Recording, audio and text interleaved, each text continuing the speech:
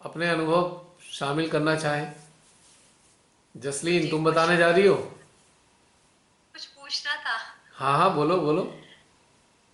मैं ये जब मैंने last time seventh workshop attend किया था डलहौजी में, हम्म। तो वहां पे हमने प्रकृति से जुड़ना सीखा।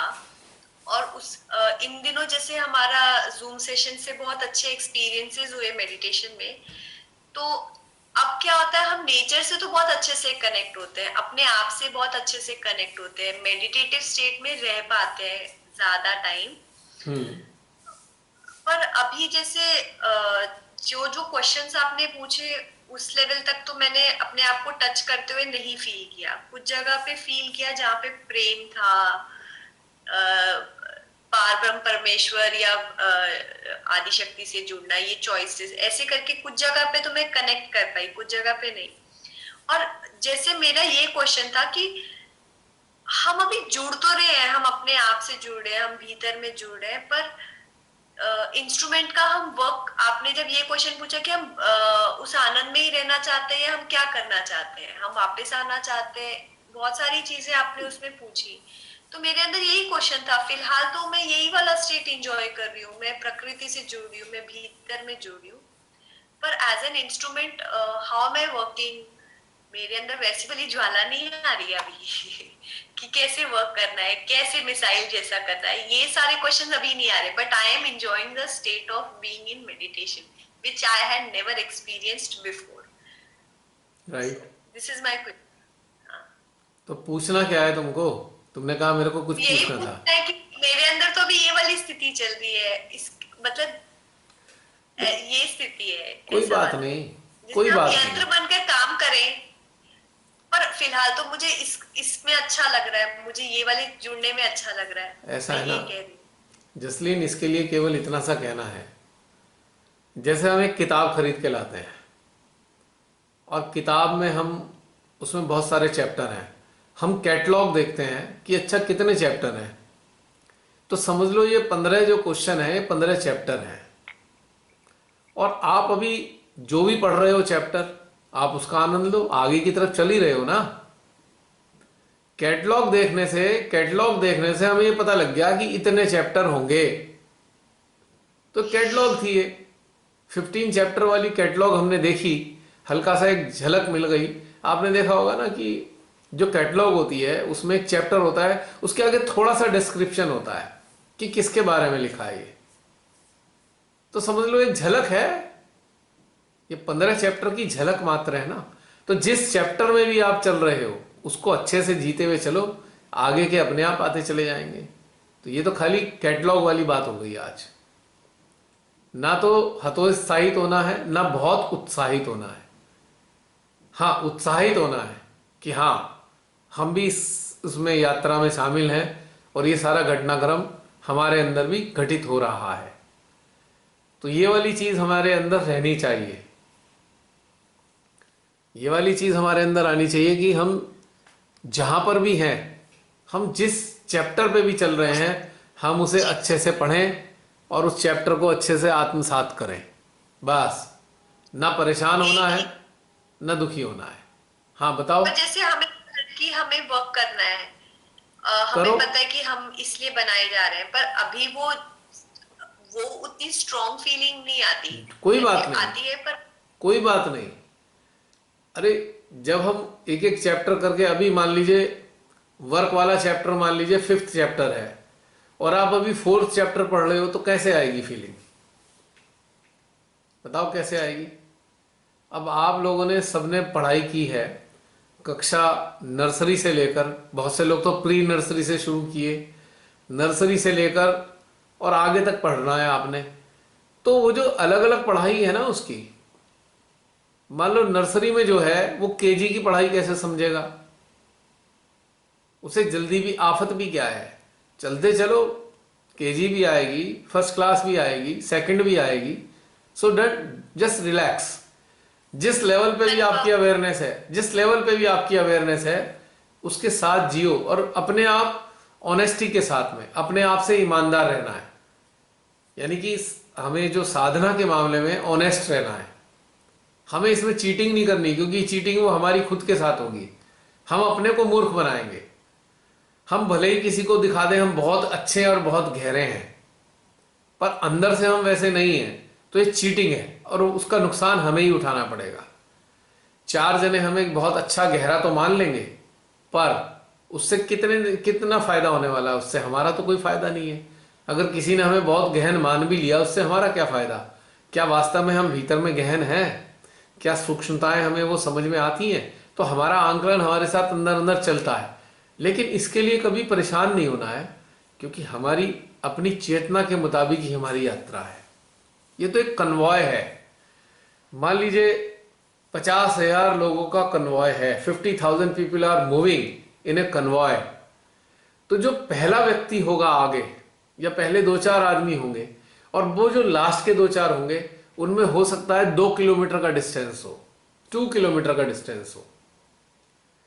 तो जो पीछे चल रहा है वो दुखी ना हो कि मैं आगे क्यों नहीं चल रहा। उसको ये समझना चाहिए कि कन्वॉय तो पूरा का पूरा चल रहा है। 2 किलोमीटर के चक्कर में कैलकुलेशन करके अपने आप को दुखी ना करो। Convoy is moving, always remember. तो यहां तुलना नहीं करनी है कि हम आगे हैं कि हम पीछे हैं। It is all useless. बस जरूरत इस बात की है, काम करना है, जरूरत इस बात की है कि इस गति के अंदर शामिल रहो। अब जैसे ट्रेन होती है, अब ट्रेन में हम बुक कराते हैं, हमें कहीं बीच में मिलता है, तो कभी शुरू में मिल जाता है, कभी पीछे मिल जाता है। अब इंजन तो आगे ही होता है ना, और लास्ट में गार्ड का रूम होता है, गार्ड का डब्बा होता है। तो अब हम कोई मान लीजिए गार्ड के डब्बे के साथ बैठा हुआ है, तो वो ये थोड़ी सोचेगा मैं पिछड़ गया, मैं इंजन के साथ क्यों नहीं हूं। अभी इंजन के साथ वाले को भी कोई फायदा नहीं है, कोई विशेष फायदा नहीं है, और गार्ड के साथ जो डब्बा है उसको कोई नुकसान नहीं है। ट्रेन तो पूरी चल रही है, एक ही रास्ते पे जाने वाली है और पहुंचेगी भी मंजिल पे। तो इसको ऐसे समझ लीजिए, ये जो कलेक्टिव है ये एक ट्रेन जैसी है, और सबको अपनी अपनी क्षमता के मुताबिक डब्बे मिले हुए हैं, पर चल तो सारे रहे हैं। इसमें टेंशन की कोई बात नहीं है। All are moving, right. तो आगे पीछे, अब जैसे हमारी रमनी बहन ने कह दिया मेरी तो बहुत निम्न चेतना है।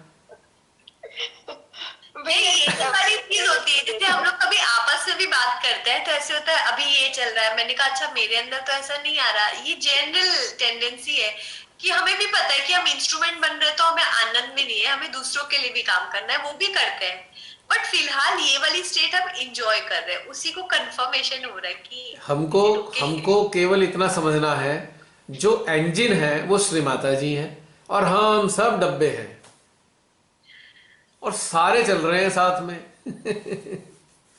10-20 मीटर पीछे, 100-50 मीटर आगे पीछे होने से कोई परेशानी नहीं है।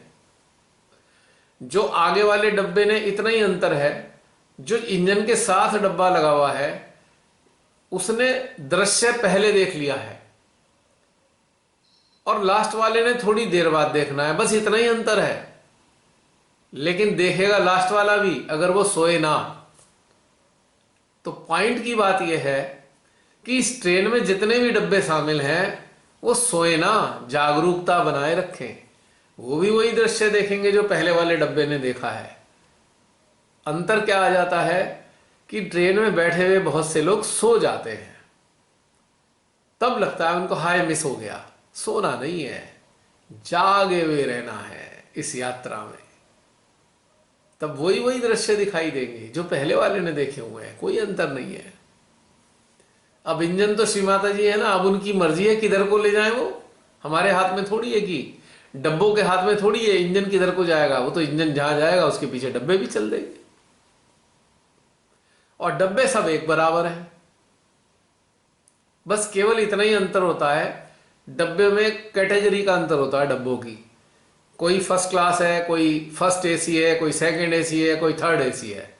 अब ये जो डिफरेंट टाइप के जो एसीज हैं या एक स्लीपर क्लास है, ये क्या चीज है?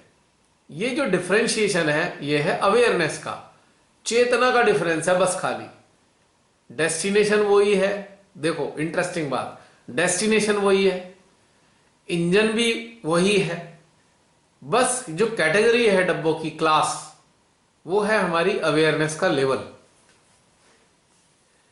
लेकिन एक चीज कॉमन है कि सारे जो कैटेगरी वाले डब्बे हैं और उनमें बैठे हुए लोग हैं, यदि वो जागे रहेंगे तो वो सारे वही दृश्य देखेंगे।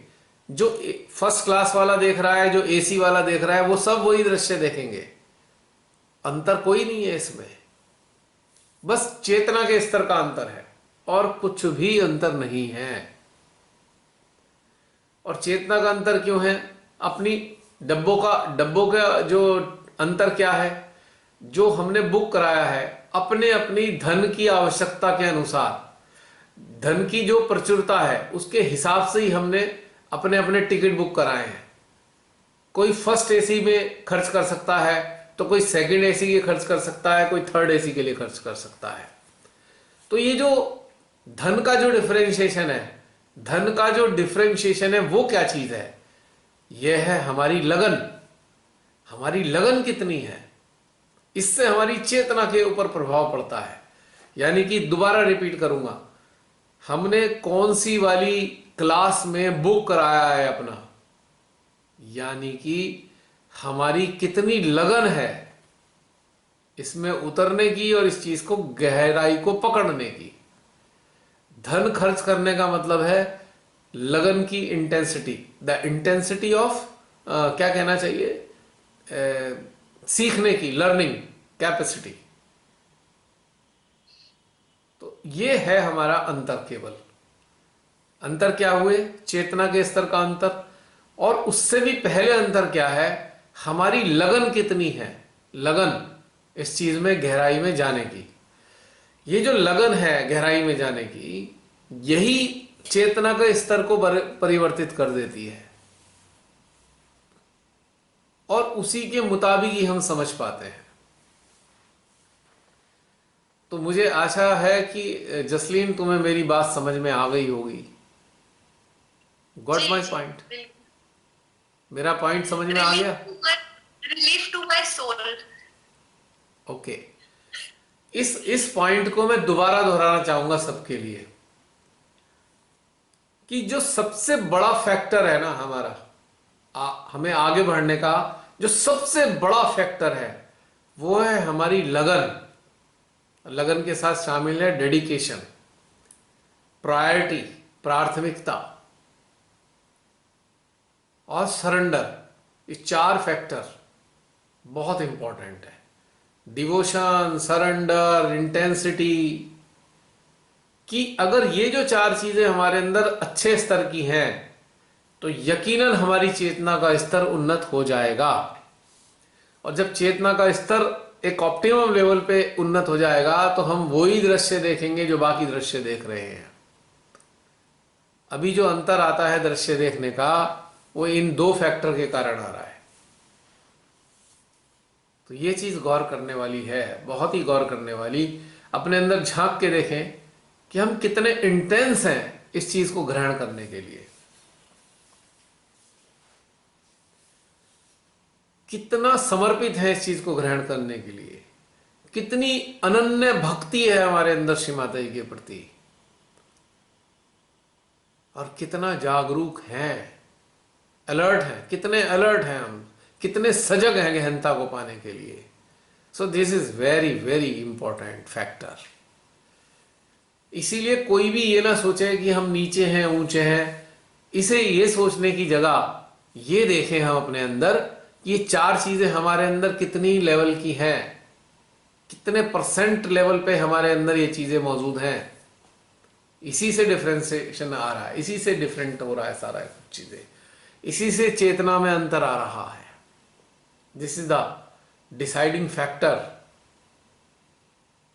And developing factor of our awareness. तो ये महत्वपूर्ण है। तो जसलीन, ठीक हो गया? Thank you. क्लियर, समझ में आ गई बात? बहुत अच्छे से। तो बाकी सभी लोग भी इस चीज को देखें, अपने अंदर तोलें, अपने अंदर कि हमारे अंदर इन चार चीजों में क्या है।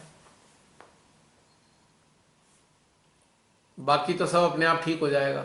4 चीजों को जरूर गौर कर लें। ये समर्पण, भक्ति, लगन, सजगता।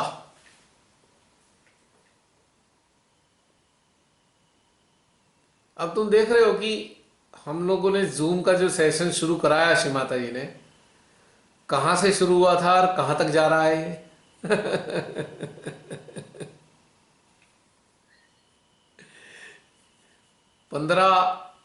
15 अप्रैल से शुरू हुआ था और आज क्या हो गया? आज 31 अक्टूबर है। 42 दिन तो ऑलमोस्ट लगातार हुआ है। फिर 42 दिन के बाद वीकली होने लगा। तो डिफरेंस इसी से आ रहा है।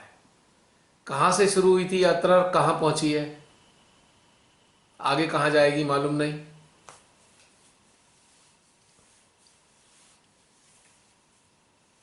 तो ये है चीजें सारी।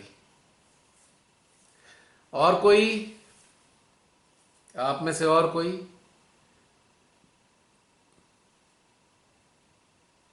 अभी हैं कुछ लोग तो।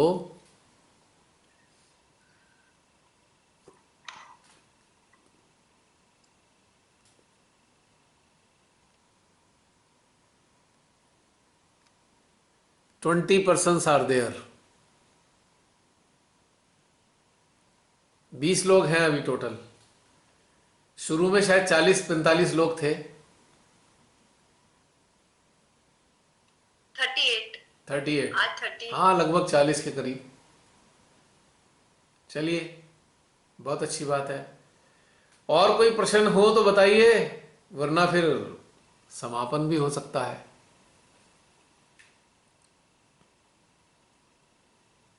रमनी बहन बताइए, आप क्या कह रहे थे?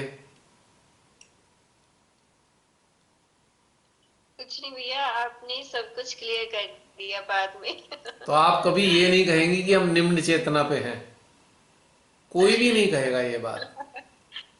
नहीं भैया, एक्चुअली वो पॉइंट्स सारे मतलब ग्रेस्प नहीं हो रहे थे। कुछ में हम बहुत अच्छा जा रहे थे, जैसे 7th 8th 9th और 10th, और स्टार्टिंग में भी अच्छा जा रहे थे, पर कुछ थे जो मतलब सिर का ऊपर से निकल गए। तो इसलिए लग रहा था कि हमें कुछ समझ नहीं आई। पता नहीं, मेरा बहुत नीचा लेवल है। फिर मुझे भी ऐसे ही लगा कि ये चीज तो ग्रास्प कर पा रहे हैं, बियॉन्ड सिलेबस है ये। फिर जसलीन ने भी सेम फील किया, तो मुझे तसल्ली हो गई।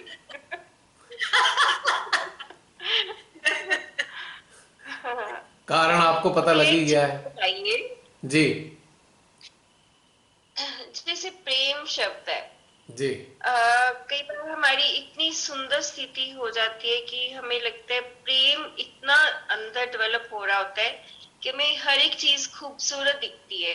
जी पर क्या प्रेम में इतनी शक्ति नहीं है कि जैसे कुछ लोग हमारे नजदीकी भी हो सकते हैं कि हम ये प्रेम की शक्ति उनको भी परिवर्तित करते हैं? ऐसा क्यों नहीं हो पाता?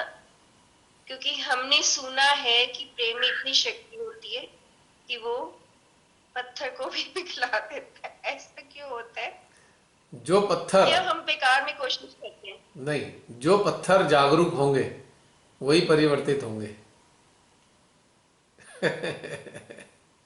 तो भैया, जागरूक तो कोई भी नहीं है, कुछ % लोग ही हैं जागरूक हैं जो। हाँ, तो बस उन्हीं का ही कल्याण होना है, सबका तो कल्याण होना भी नहीं है। ये बात मैं आपको बता रहा हूँ। कल्याण तो उन्हीं का होगा ना जो जागरूक होंगे, निश्चित रूप से। अब जैसे कि मान लो 500 लोग हैं, 500 लोगों में 100 लोग जागे हैं, 400 लोग सोए हुए हैं और प्रसाद बट रहा है। अब सोए हुए लोग तो प्रसाद नहीं ले सकते ना, लेंगे तो जागे हुए लोग ही। और प्रसाद बांटने वाला सोए हुए लोगों को उठा उठा के प्रसाद बांटेगा नहीं, वो तो जागने वालों के लिए है प्रसाद बांटना।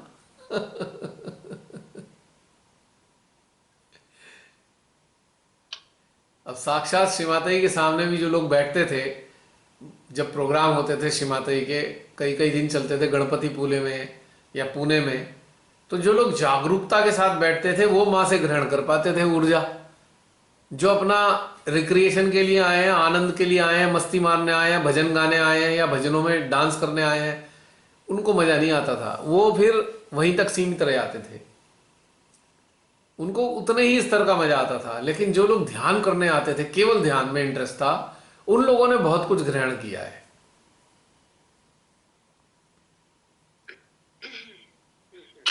कुछ लोग तो बस इसलिए आते थे कि भाई माँ के सामने चले आए, माँ कल्याण कर देंगी। उनका कल्याण से मतलब होता था जो संसारिक जीवन कठिन है, संसारिक जीवन थोड़ा आसान हो जाएगा। उनको ध्यान में गहन होने से कोई मतलब नहीं था, गहनता से उनका कोई लेना देना नहीं था, बस वो चाहते थे कल्याण हो जाए। और ऐसे लगभग मैं समझता हूं 90% लोग ऐसे ही हैं जो बाहर का कल्याण चाहते हैं। भीतर का कल्याण चाहने वाले मात्र 10% लोग हैं, ऐसा लगता है मुझे, 10% ओनली।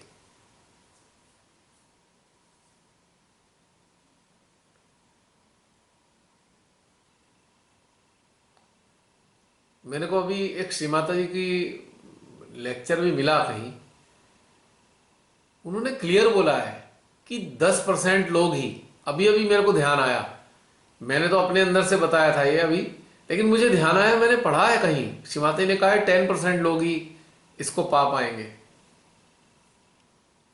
पूर्णतया। तो ये कह नहीं सकता। हाँ भैया, हाँ जी, ये बात बिल्कुल सही है। सही है, श्रीमान ने बताया बताया ना। 10% आउट ऑफ द वर्ल्ड भैया। पूरे जितने भी 10% लोग केवल पाएंगे पूरी दुनिया में, 10%। दुनिया के लोग नहीं, जो सहज में आए हैं, जो सहज में आए हैं उनकी बात की है श्री माता जी ने। मतलब जो श्री चरणों में आए हैं 10% ही लोग कुछ आगे बढ़ पाएंगे, ये उन्होंने बोला है।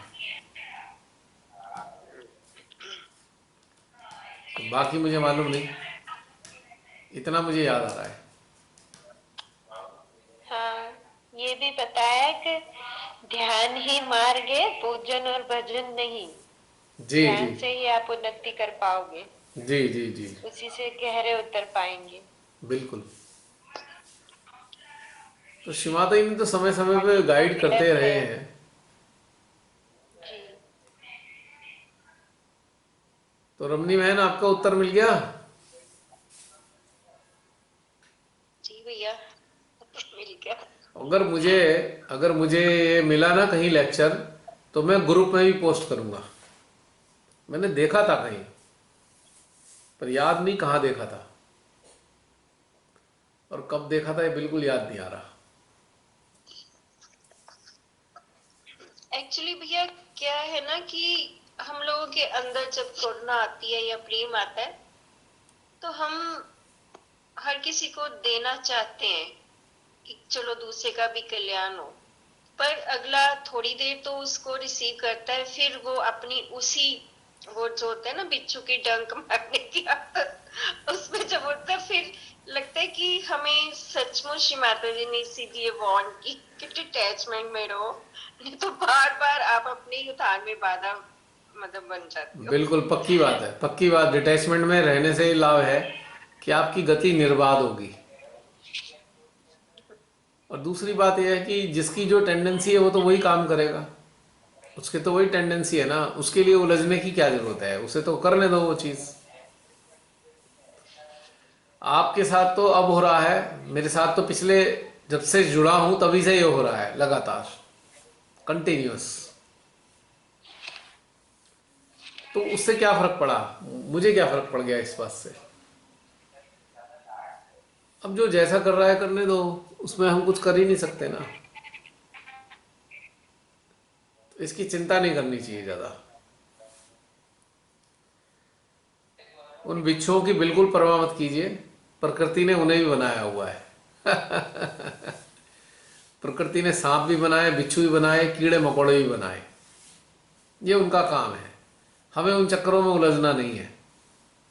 और आपको पता ही होगा, कीड़े मकोड़े, बिच्छू, ये सांप, ये सब चीज रियलाइजेशन पाने वाले नहीं है। ये रियलाइजेशन का मतलब कुंडली उठाने की बात नहीं कर रहा हूं मैं, आत्मिक जागरण की बात कर रहा हूं। श्री माता जी ने एक बार कहा था ना, अभी क्या इन मच्छरों को भी मैं रिलेशन देने वाली हूं, कॉकरोच और मच्छरों को?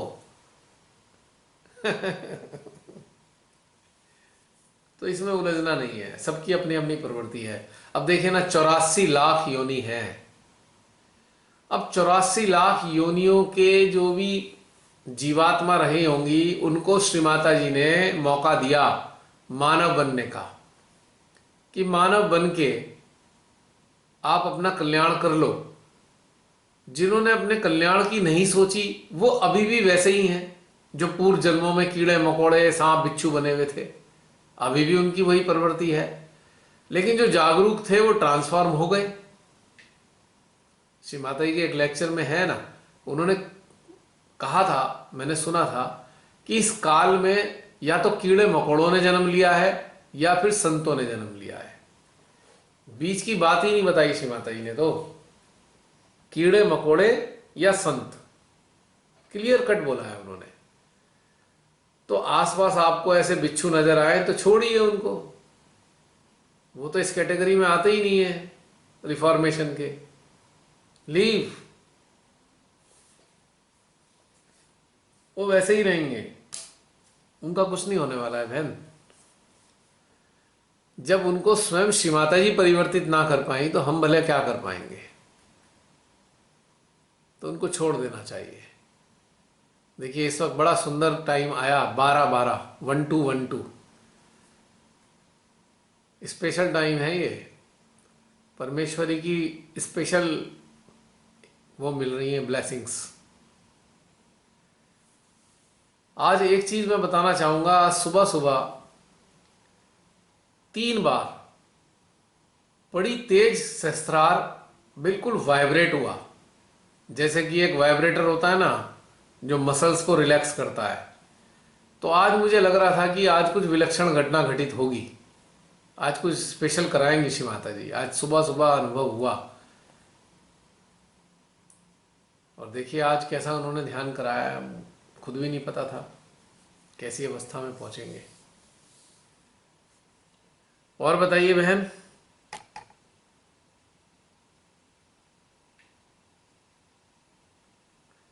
और किसी का कोई अनुभव, प्रश्न? मेरी आवाज पहुंच रही है क्या?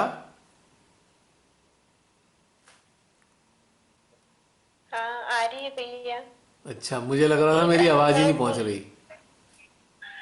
एक अनुभव सुबह से मुझे भी हुआ जी। कि जो प्रकृति का सन्नाटा होता है ना, एकदम मौन बिल्कुल, हाँ जी। तो वो सुबह से ही महसूस हो रहा था अंदर बहुत। और वो इतना सुंदर, इतना अच्छा लग रहा था कि वो पूरे दिन क्या अभी तक वो महसूस हो रहा है वही बात। बिल्कुल।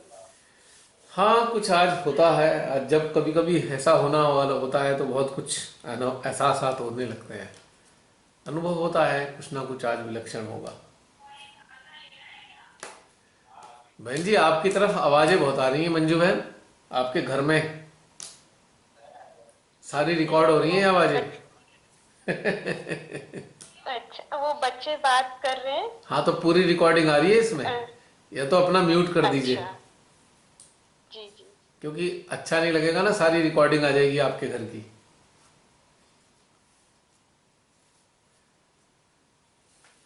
और बताइए, या फिर समाप्त करें? वैसे अभी 12:15 का समय हो रहा है, चाहे तो 10-15 मिनट और आराम से बातचीत कर सकते हैं।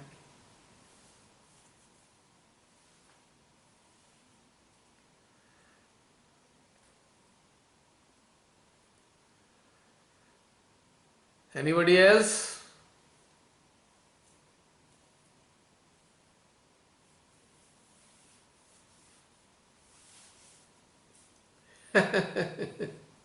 कुछ बोलने को नहीं है तो फिर समाप्त करें, बताइए।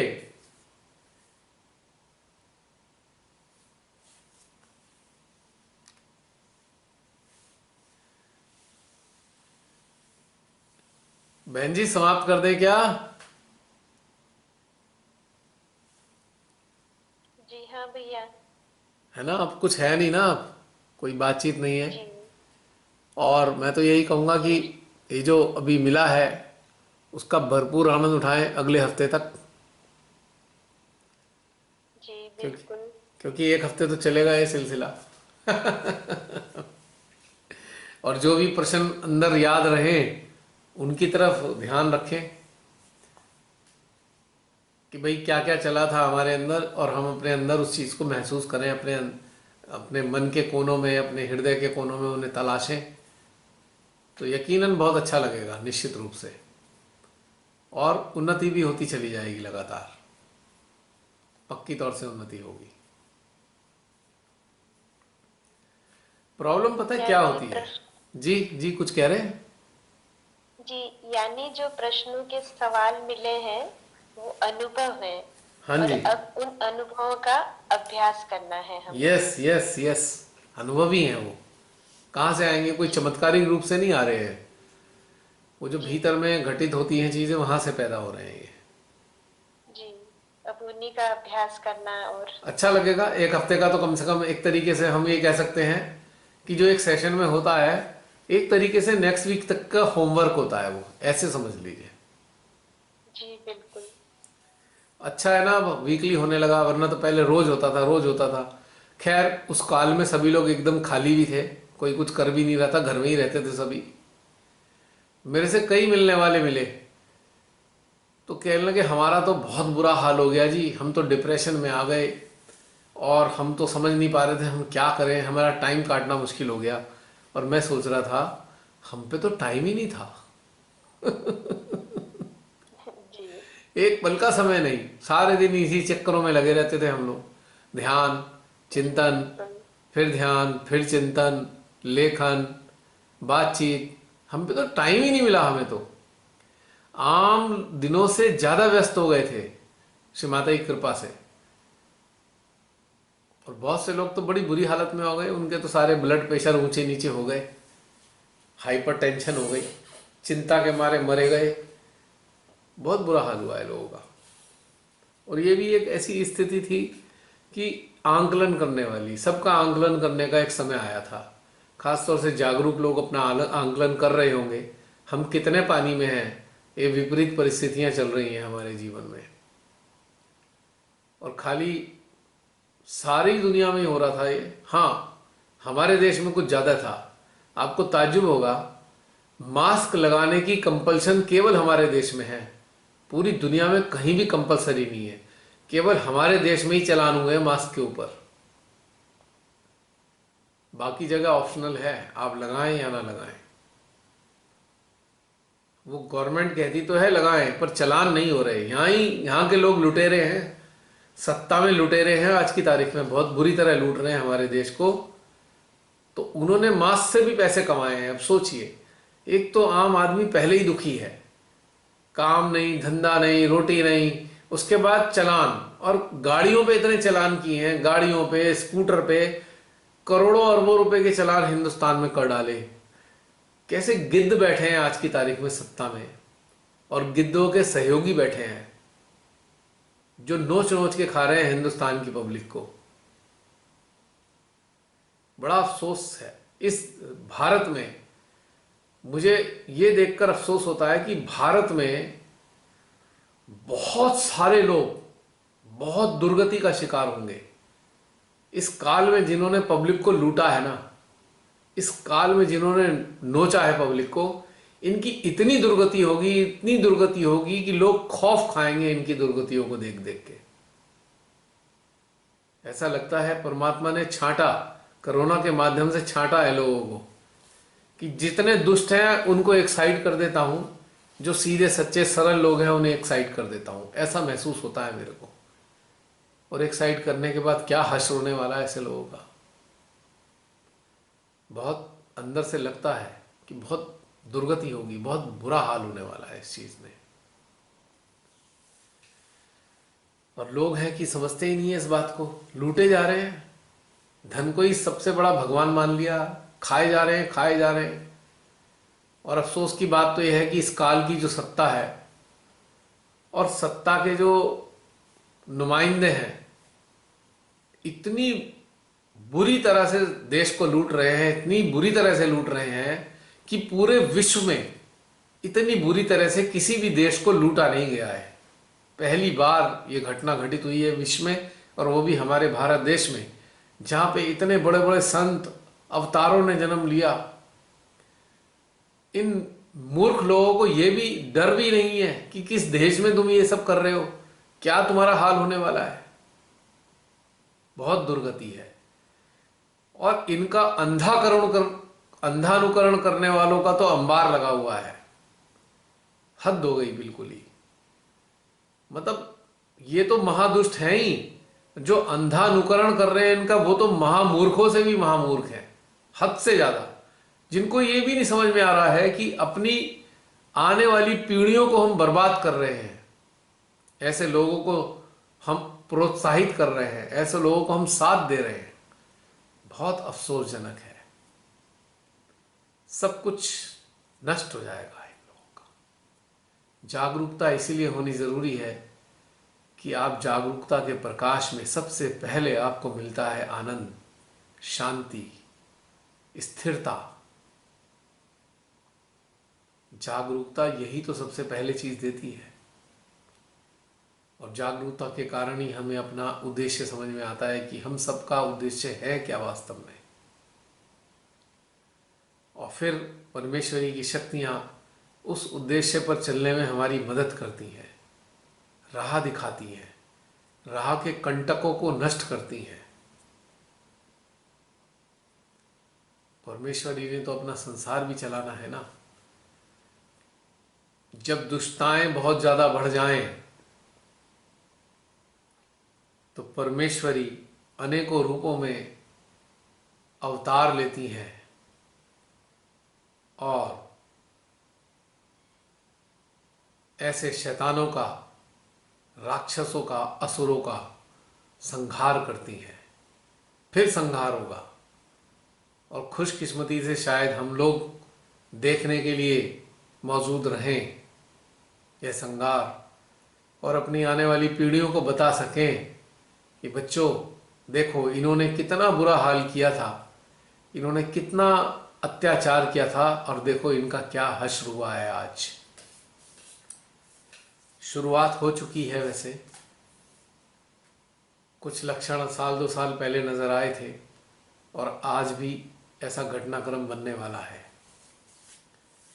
हम तो हृदय से यही कहेंगे, परमेश्वरी सीधे सच्चे साथ भोले भाले लोगों की रक्षा करें, जागरूक लोगों की संख्या बढ़ाएं ताकि इस विश्व को बचाया जा सके। वरना ये विश्व बारूद के ढेर पर है। दुर्गति हो चुकी है। यहाँ पे एक दूसरे को खा रहे हैं लोग, गुलाम बनाने चले हैं। एक नया एजेंडा शुरू हो चुका है, पूरे विश्व के लोगों को बंधुआ मजदूर बनाया जाए और राज किया जाए उन पर। कुछ तथाकथित विश्व के विकृत लोग, बड़े बड़े प्रभावशाली लोग सत्ता में हैं या सत्ता को अपने कब्जे में लेके बैठे हैं, या सत्ताधारियों को उन्होंने गुलाम बनाया है और एक आम मानव को बंधुआ मजदूर बनाकर बैल की तरह उनसे काम लेंगे। जैसे चाइना में 16 घंटे काम लिया जाता है, बस वो रात दिन काम ही करते हैं और कोई काम नहीं है उन्हें। और ऐसा ही हिंदुस्तान के लिए भी कुछ महाविकृत लोग सोच रहे हैं। श्री माता की कृपा से ऐसा होने वाला नहीं है। वहां हुआ, कहीं भी हुआ, पर हमारे भारत में ऐसा नहीं होगा। यहाँ पे बहुत सारे मंगल पांडे हैं, बहुत सारे भगत सिंह हैं, बहुत सारे चंद्रशेखर आजाद हैं और बहुत सारे सुभाष चंद्र बोस हैं और अनेकों सरदार पटेल भी यहाँ मौजूद हैं। ये होने नहीं देंगे। इन लोभियों को, इन दुष्टों को मार के भगाएंगे यहाँ से और हमारे देश का अमन चैन फिर वापस आएगा। उम्मीद करते हैं ऐसी। तो अंत में हम 2 मिनट के लिए ध्यानस्थ होंगे। ध्यानस्थ तो वैसे हैं ही, और अपने हृदय में महसूस करेंगे परमेश्वरी को, समस्त देवी देवताओं को, समस्त सद्गुरुओं को, समस्त गणों को, समस्त रुद्रों को और समस्त जागृत सूक्ष्म चेतनाओं को, और पुनः उनके साथ इस विलक्षण सामूहिकता का आनंद लेंगे।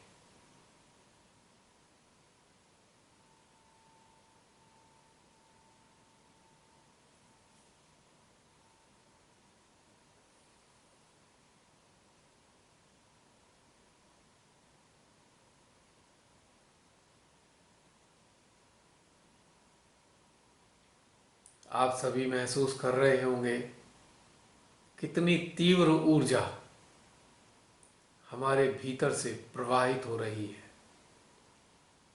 मध्य हृदय इतना तेज खींच रहा है, सहस्त्रार खींच रहा है,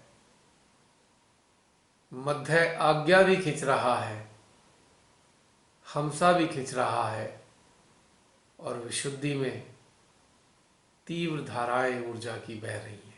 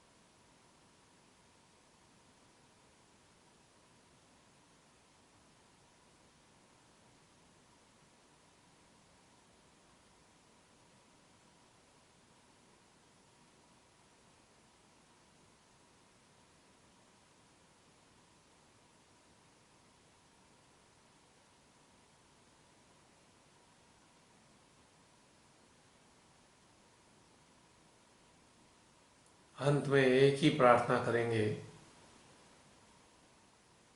हे माद शक्ति, हम सभी को अपने साथ एक रूप कर लीजिए।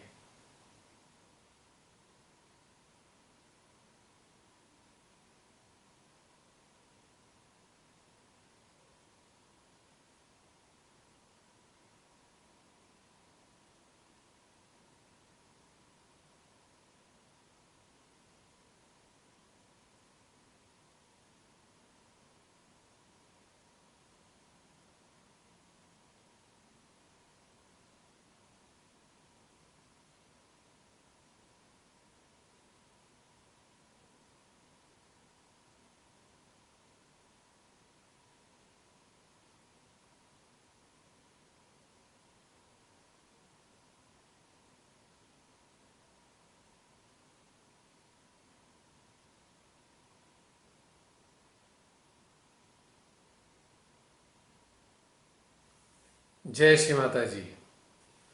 आप सभी को इस चेतना की ओर से ढेर सारी शुभकामनाएं कि आप सभी अपने अपने भीतर में उतरकर अपने आप को पहचाने, अपने को जाने, अपने स्वयं को समझें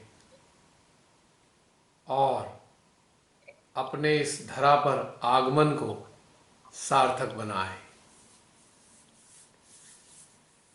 समाप्त करें।